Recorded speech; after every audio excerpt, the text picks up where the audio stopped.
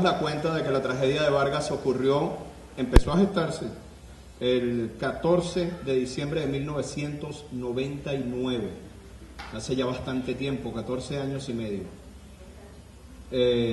La mayoría de ustedes tendría, ¿cuánto? ¿8 años? ¿10 años el que más? 5 años. Se acaba la cuenta que yo este año cumplo 18 años de graduado de acá de la Universidad Católica Andrés Bello, de estas mismas. Es un gusto muy especial estarlos acompañando. Se preguntarán por qué no traje video, y esta es la primera parte graciosa de esto. Me puse a buscar los videos de aquella época, con lo del cierre de RCTV, valga la acotación, es muy difícil conseguir los videos, y me di cuenta que tenía los videos pero en VHS. Entonces, les aseguro que se los debo, se los traeré, se los haré llegar con el equipo organizador una vez que los digitalice y les pase parte de ese material de 1999. ¿Es VHS? No, sí, se tienen que saber que es VHS porque ustedes vieron la prehistoria de la televisión y de estas cosas. Remontándonos al año 99, tenemos que hablar de un año en el que se estaba discutiendo en esos días la aprobación de la nueva Constitución de la República Bolivariana de Venezuela. Estábamos en plena Asamblea Nacional Constituyente, de Valle se tienen que acordar de eso. Mientras en Vargas teníamos 2 semanas, casi 3 semanas de aguaceros consecutivos. Más pudo la política, pareciera que no ha pasado nada de tiempo, pero más pudo la política en aquel tiempo de una recién llegada revolución que la prevención de lo que estaba ocurriendo. Como les digo, la tragedia se empieza a gestar el 14 de diciembre de 1999, cuando se caen las primeras viviendas. Hubo muchas voces vivas de Vargas que alertaban sobre lo que estaba ocurriendo, que llamaban la atención sobre la necesidad de suspender el proceso refrendario de aprobación de la Constitución, que se iba a llevar a cabo el 15, como en efecto se llevó cuando se aprobó la Constitución de 1999, fue el propio 15 de diciembre de 1999. El país se debatía entre lo que estaba pasando en el estado Vargas y la tragedia que estaban viviendo miles de personas, y un proceso electoral que se estaba desarrollando con absoluta normalidad en el resto del país. Y les digo con absoluta normalidad, con este dejo de ironía, porque cuando nosotros empezamos a trabajar y bajamos los distintos equipos del observador de RCTV, bajamos a Vargas con nuestras informantes que nos estaban diciendo lo que estaba ocurriendo, a uno le resultaba poco menos que increíble, por no decir absurdo, que el país estuviese aprobando una constitución mientras cientos de miles de personas estaban viviendo lo indecible, estaban viviendo una tragedia de proporciones realmente indescriptibles. Cuando les digo que uno ha hablado con colegas de diferentes partes del mundo, en sucesivas oportunidades que tuve de estar en terremotos en Colombia, en El Salvador, en pasos de huracanes por Nicaragua, por Guatemala, y uno les contaba que uno había estado en la tragedia de Vargas, ellos a través de los medios de comunicación daban cuenta que era una de las peores tragedias naturales que habían ocurrido en América Latina en los últimos 50 años. Estamos hablando de una franja costera de cientos de kilómetros que fue desaparecida, que desapareció por efectos de la naturaleza. Esto un poco para que contextualicen, de una noche para la otra, de la noche del 14 de diciembre de 1999 a la noche del 15 de diciembre de 1999. Por eso es que hay que hacer bastante énfasis en el tema político y en cómo el descuido para los temas sociales no es algo nuevo, sino que hace 14 años y medio ya se le daba mucho más preponderancia al tema político que al drama social. El ciudadano en cuanto es votante y no en cuanto a sus problemas. Partamos, y esto es importante que lo tengamos como periodistas, de un concepto básico, y es que los desastres naturales son inevitables. Situaciones como las que ocurrieron en Vargas, un terremoto, un tornado como el que afectó a Oklahoma, tifones, maremotos, son inevitables. Pero para nosotros, como periodistas, los que nos especializamos en esto y a los que nos toca cubrir esto, tenemos que hacer énfasis en que lo que sí se puede evitar son las tragedias. Las tragedias son las consecuencias de los desastres naturales. La tragedia de Vargas dejó muy en evidencia que no estábamos preparados. Yo me atrevería a decir que hoy en día nuestra cultura en materia de desastres sigue siendo muy corta por falta de políticas estatales y por falta también de espacios en los medios de comunicación social para indicarle a la gente qué hacer durante después y mientras se está ocurriendo, y sobre todo antes de un evento natural. No hay memoria, es lo primero que tenemos que decir. La memoria colectiva del venezolano y en general de los periodistas, desgraciadamente también nos ocurre, es de 48 horas después de que finalice el evento. Después de que finalice el evento, 48 horas después, se nos olvida y pasamos a otra cosa. Y siempre tenemos la excusa de que el país es cambiante, de que el país es dinámico y de que todo ocurre de forma muy apresurada. Yo les pongo un ejemplo ofensivo para mí en lo personal, y fue el caso de los hermanos Fadul, ¿se acuerdan? Coincidió con una fecha, creo que era Semana Santa o Carnaval. Lo cierto es que salió toda la sociedad civil a protestar por el caso de los hermanos Fadul. Eso fue un miércoles. El viernes estaban todas las protestas, todos los carros pintados, pero en las playas. Y les sonará muy duro, pero eso ocurrió y eso se documentó. Cuando el presidente Chávez llamó que los muchachos estaban quemando monte aquí en nuestra universidad, lo cierto es que a las 48 horas ese episodio se había olvidado y la gente estaba en las playas con las pintas de no la muerte de los hermanos Fadul, pero en las playas, que chévere, ¿no? En Choroní y en Higuerote. Eso ocurre normalmente, desgraciadamente, no quiero decir que sea bueno, en nuestro país, con los desastres naturales. Y es allí donde nosotros tenemos que trabajar, y hago este inciso necesario, en una cultura de prevención permanente para que este tipo de tragedias naturales no se repitan. Cuando les decía, la tragedia de Vargas, según está documentado en la historia, es un efecto recurrente que tiene un periodo de retornabilidad de unos 50 a 60 años.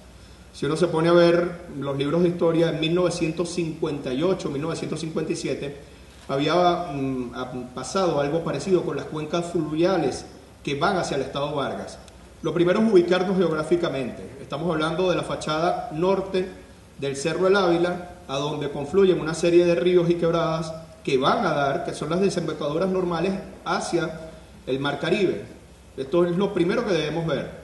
Cuando hablamos de 2 semanas consecutivas de un fenómeno meteorológico cíclico, en el cual llovía de noche, durante el día había evaporación, volvía ese vapor de agua y volvía a pegar con el Ávila, tienen idea de lo que fue un factor permanente de 2 semanas con índices pluviométricos históricos para ese instante, que generaron una serie de diques en el Cerro del Ávila y que eran una bomba de tiempo que finalmente terminó estallando de la madrugada del 14 al 15 de diciembre de 1999. Al tema que vamos, ¿cómo cubrir este tipo de desastres naturales? Lo primero que nos tiene que venir a la mente como periodistas es que cualquier cosa puede pasar.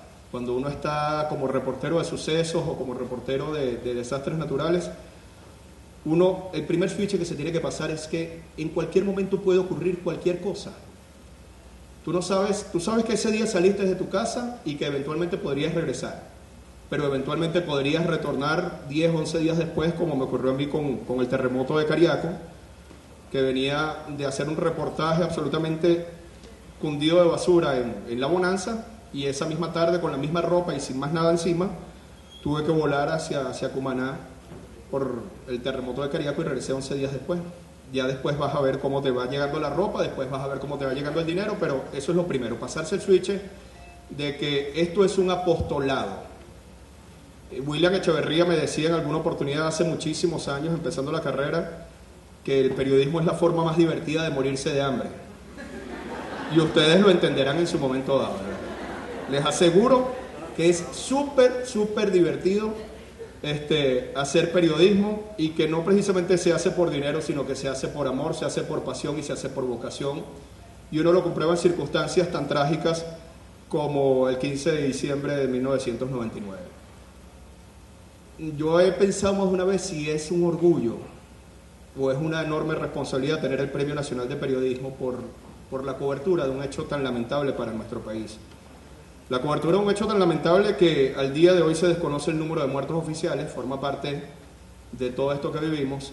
Yo me acuerdo cuando conversaba con los bomberos, que algunos decían que podía haber 850 muertos según las cifras oficiales entre 1000, otros hablaban de 15, 17.000 muertos y otros hablaban de 35.000 muertos, y al día de hoy nadie sabe, desaparecieron familias completas. ¿Cómo reclamar los cadáveres de unos familiares si, por ejemplo, en Carmen de Uria, que todos han pasado por Carmen de Uria y no quizás no recuerdan Carmen de Uria o nunca fueron a comerse un heladito en una de las calles de Carmen de Uria, hubo familias completas, grupos familiares completos que desaparecieron. ¿Cómo contabilizar el número de víctimas? Si realmente nadie sabe cuántas familias completas fueron arrastradas por las fuerzas del río. Cuando hablamos de miedo, hablamos de la permanente pregunta que nos hacemos. ¿Puede un reportero tener miedo? ¿Puede un periodista tener miedo? ¿Puede un ser humano con la capa de Superman, que nos hace muchas veces creer, tener miedo a la hora de asumir la cobertura de una situación extrema, de un terremoto, de un deslave, de un tiroteo, de una problemática carcelaria? Yo lo primero que les voy a decir en base a mi experiencia personal es que el miedo es de lo mejor que le puede pasar a uno a la hora de una cobertura. Ese miedo que no te paraliza, pero ese miedo que te marca la prudencia, que te establece los límites y sobre todo que va a dejar muy claramente fijado en tu cabeza lo que son los valores de la ética y los extremos, porque no se trata a la hora de una cobertura de este tipo de convertirte en el periodista superhéroe, de ser el individuo galardonado, de ser la persona premiada. Aquí, y por eso es que les digo que esto es un apostolado y esto es bajo mi filosofía muy personal de verlo, aquí estamos hablando de personas que están sufriendo, de individuos, hombres, mujeres, niños que necesitan nuestra ayuda, y a eso es a lo que vamos nosotros. Esa es la función social fundamental del periodista en situación de crisis, en situación de catástrofe o ante un evento natural como el que estamos hablando. Uno se planifica. Yo me acuerdo que los primeros 3 o 4 días después de la tragedia de diciembre de 1999, me preguntaba cómo ayudar, qué es lo que debo hacer para que el trabajo sea más efectivo. Y nos dábamos cuenta que nadie había bajado, nadie había asumido el reto de pasar más allá de donde llegaban los vehículos. En el estado Vargas, que era un poco más adelante de Maiquetía, llegaban los carros. Y me acuerdo que el señor Carlos Sicilia, el mismo de Cállate Sicilia, el que hace los stand-up comedy, por uno de esos pasillos del canal me dice: David, ¿por qué no te lanzas a pie para allá? Y dije, caramba, ¿verdad que en las pequeñas ideas están las cosas, no? Yo, después de pelear, porque ahí es donde uno tiene que imponerse, después de pelear con nuestros jefes allá en RCTV que estaban negados a la idea por un tema de seguridad, pues los convencí de que con permiso o sin permiso, muy probablemente iba a regresar votado, pero iba a ir, pues íbamos a hacer el trabajo. Y fue así como arrancamos. Una caminata que nos llevó a pasar incluso la noche a la intemperie, viviendo lo que estaban viviendo cientos de personas en todo el estado Vargas, y a documentar con una serie de reportajes lo que fue ese trayecto y lo que había ocurrido en esa parte de la costa este del estado Vargas. Salimos a mitad de una tarde con el equipo de televisión, un asistente, un camarógrafo, un vigilante y un productor, y empezamos a caminar hasta que nos agarró la noche en la parte derruida de Macuto. Cuando yo les digo que el miedo es válido es porque la prudencia es aquello que nos va a diferenciar entre una cobertura efectiva y una cobertura trágica. Cuando uno sale con una cámara de televisión y uno cree que lo puede hacer absolutamente todo, uno tiene que acordarse que si la cámara de televisión se echa a perder, en el caso específico de los que somos reporteros de televisión, pues te tienes que devolver porque no estás haciendo absolutamente nada, porque tu trabajo es televisión. Entonces ahí es donde la prudencia marca. Si tú llegas al extremo y en uno de esos extremos un río se lleva la cámara de televisión o se lleva tu camarógrafo, pues acabas de perder la mitad del trabajo. Y cuando les digo eso les podrá parecer exagerado, pero ocurre. Cuando uno está en una situación de esas, tiene que atravesar ríos agarrados de cuerdas, ríos que traen muchísimo caudal, ves situaciones que están al extremo de lo que tú alcanzaste o creíste que podrías ver en alguna oportunidad, y tienes que trabajar con prudencia, con ecuanimidad y sobre todo conociendo los riesgos de lo que vamos a hacer. La improvisación sirve en algunos momentos, pero en otros momentos puede ser la gran diferencia en que tú seas una persona que va a ayudar, que va a prestar un micrófono, que va a llevar unas imágenes para que todo el país se entere de una situación, a que te conviertas en un problema adicional porque eres un reportero en una situación de riesgo, atascado, extraviado o ante un riesgo de muerte inminente en una situación determinada. Eso no nos lo podemos permitir y eso es una pequeña, gran diferencia entre esa intención de ser el héroe y el protagonista o tener claro tu papel, que es que nuestro objetivo no es la gloria, sino ayudar a la gente en este tipo de circunstancias. No se persiguen premios, lo que se persigue es poner el micrófono, el testimonial y lograr que la gente se reunifique. Lo ideal en esto, en la cobertura de las situaciones de crisis, y fue lo que hicimos en RCTV y lo que en personal aprendí a hacer, es que detrás de cada una de estas historias de tragedias hay una persona.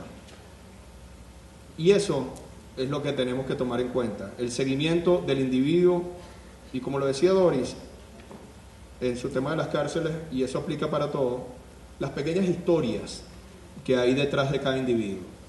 Cuando uno ve a una familia que viene caminando con su perro agarrado con los niños y que acaban de dejar en Caraballeda toda su vida porque su casa desapareció por completo, allí hay una historia, pero hay una historia que va más allá del simple hecho o del hecho obvio que la quebrada se desbordó, que se llevó todas sus pertenencias, sino que hay todo un drama detrás de ese individuo. Y en el momento en el que tú lo individualizas, en el momento en el que le pones nombre y apellido, deja de ser una cifra y deja de ser una historia más para convertirse en el relato de fulano de tal, en el relato de Pablo Pérez, en el relato de Diana Higuera, en el relato, y eso acerca las historias a la gente, porque ya no se trata de un individuo X, se trata de alguien como yo, que tiene nombre, apellido, que tiene familiares, y nosotros trabajamos en ese sentido, nosotros trabajamos en reunificar a las familias.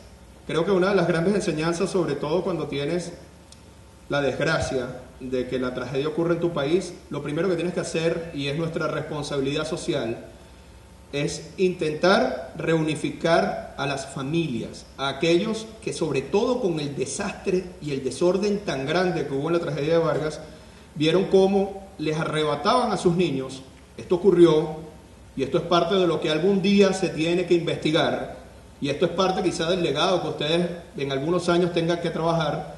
Niños perdidos de Vargas todavía existen, informaciones que nunca fueron del todo aclaradas de tráfico de órganos y de tráfico de niños que fueron arrebatados de sus padres, porque aquí la orden era llévate a los niños, rescátalos primero, pero no importa después de dónde van a parar. Y hubo decenas de niños que se perdieron, decenas de niños que desaparecieron y que al día de hoy sus padres los siguen buscando. Por eso es que una de las frases de aquella época era prohibido olvidar. ¿Qué nos queda a 14 años de esa tragedia? Pocos espacios de periodismo de investigación. Yo creo que es parte de la crítica que debemos hacer y es parte de lo que debemos rescatar. Nosotros estuvimos al menos un año haciéndole seguimiento a la tragedia de Vargas, todos los días, con historias cotidianas, haciendo esto de la Contraloría Social desde los medios libres e independientes, que es verificar que cada una de las promesas de ayuda a los más afectados se cumplan. Para eso estamos los periodistas. Tenemos cada vez menos espacios. Tenemos a nuestro amigo Johnny Ficarella, que lo hace anualmente. Tenemos casos de investigación de Globovisión y por eso es que tenemos que mantener las ventanas abiertas independientemente de los juicios de valor que cada quien pueda hacer. Pero la peor ventana es aquella que se cierra. Me están haciendo señas de que nos quedan 5 minutos, deben ser menos. Y quiero dejarles algunas preguntas para que ustedes obviamente las reboten para acá. Y una de ellas es involucrarse o no. ¿Cómo hacer para mantener la ecuanimidad ante una situación donde tú estás entrevistando a alguien que ha perdido 2 hermanos, 3 sobrinos y que acaba de perder la casa? ¿Qué haces? ¿Te pones a llorar con él, sueltas el micrófono y lo abrazas?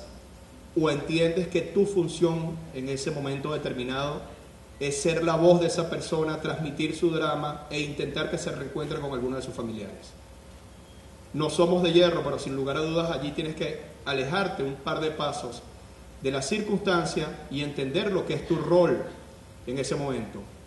Eso no te hace insensible, te hace más efectivo a la hora de lo que es tu tarea, y tu tarea es comunicar. Para eso hay otro tipo de personas, para eso están los psicólogos, para eso están los bomberos, para eso están los familiares, para darle el abrazo pero nosotros tenemos que entender que si o lloramos y los abrazamos, o trabajamos y seguimos adelante cargando historias. Puede sonar muy duro, pero es parte de lo que tenemos que aprender cuando vamos a una situación de estas, porque es muy fácil desmoronarse. Créanme que uno ve cosas que quisiera no ver, uno ve cosas que no puede olvidar, y es importante que sepan que son cosas con las que se van a cargar el resto de la vida y que nadie te obliga a hacerlas, pero que una vez que las hagas, una vez que sales adelante con eso, sabes que es algo con lo que vas a cargar el resto de tu vida. 14 años y medio después de la tragedia de Vargas de 1999, yo tengo muchas cosas, muchos recuerdos todavía. Son cosas que te acompañan, son imágenes, cadáveres, destrucción, tristeza, llantos en el cerebro, pero yo creo que al final, cuando uno siente, y con esto quiero terminar para dar paso a sus preguntas, cuando uno siente que uno ha logrado reunificar una familia, que ha logrado que un niño se encuentre con sus padres, que ha logrado que la problemática de un determinado sector sea tomada en cuenta, que un helicóptero aterrice en un sitio donde no había aterrizado porque no sabía que allí había personas atrapadas, pues vale la pena. Vale la pena el riesgo, vale la pena atravesar ríos, vale la pena que te apunten con una pistola en la cabeza a los militares que estaban allí, que no sabían quiénes éramos los que estábamos caminando y hasta por esa situación tuvimos que atravesar. Vale la pena dormir con el resto de las personas para saber, porque al fin y al cabo no somos marcianos ni estamos ungidos de ninguna situación especial.